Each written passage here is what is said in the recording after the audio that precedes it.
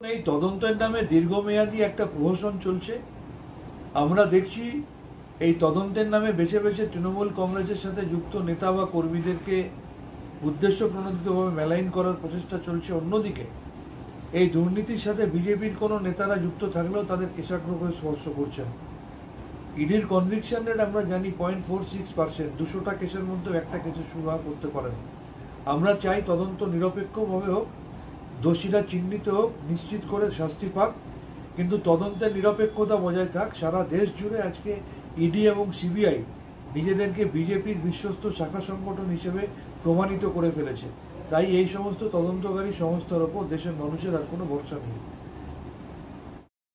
দেখুন, 2022 সালের অগাস্ট মাস থেকে একজনকে গ্রেপ্তার করে রেখে দেওয়া হলো। তার স্ত্রী কিছুদিন আগে ক্যান্সারে মারা গেছেন, তবুও ন্যূনতম মানবিক মুখ না দেখিয়ে তার এক মেয়েকে পর্যন্ত গ্রেপ্তার করা হয়েছিল।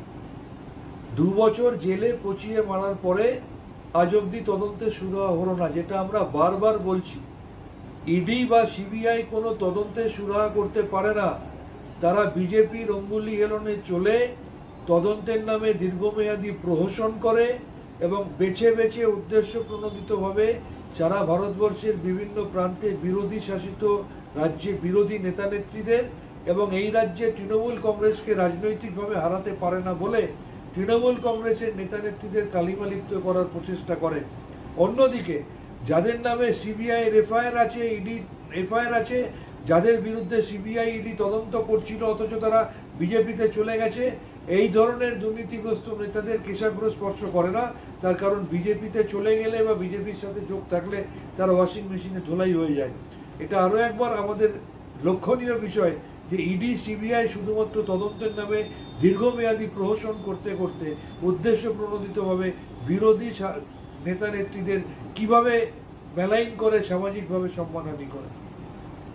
3 বার নয়, মোদি জামানার ব্যর্থতম রেল মন্ত্রকের আমলে বিগত কয়েক বছরে কতগুলো রেল দুর্ঘটনা ঘটেছে এবং কত মানুষ মারা গেছে শুধু সেটা দেখুন। আজকে একদিকে রেলের টিকিটের ভাড়া বাড়িয়ে দেওয়া, প্ল্যাটফর্ম টিকিটের দাম বাড়িয়ে দেওয়া, রেলের প্ল্যাটফর্ম, রেলের কোচ সেগুলোকে বিক্রি করে দেওয়া, রেলের পরিষেবাতে তলানিতে নিয়ে যাওয়া। অন্যদিকে যাত্রী সুরক্ষা নিয়ে বিন্দুমাত্র ব্যথামাথা নেই।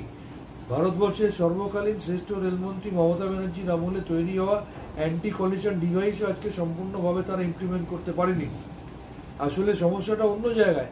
নরেন্দ্র মোদীর আমলে ভারতবর্ষে অনেক কিছুর দাম বেড়েছে, কিন্তু একটা জিনিসের দাম নিশ্চিত করে কমেছে, সেটা হচ্ছে মানুষের জীবনের দাম। তাই রেল অ্যাক্সিডেন্ট হলো কি তাতে প্রচুর মানুষ মারা গেল, তাতে রেল দপ্তরের কোনো হেলদোল নেই। তারা শুধু দেশকে বেচে, রেলকে বেচে অর্থ উপার্জন করতে ব্যস্ত।